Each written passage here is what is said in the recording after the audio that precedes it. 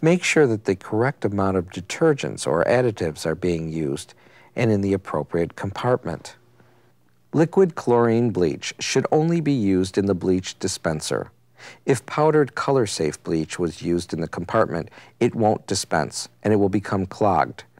Add powdered or liquid color-safe bleach to the detergent dispenser if the washer has one. Don't mix liquid and powdered products in the same compartment. A small amount of water left in the dispenser is normal. Take note that on some models, bleach will not be dispensed in some cycles, such as hand wash or Silk's Delicates. Refer to the owner's manual for specific model information. If the dispenser is still leaking or not dispensing, a service call may be required.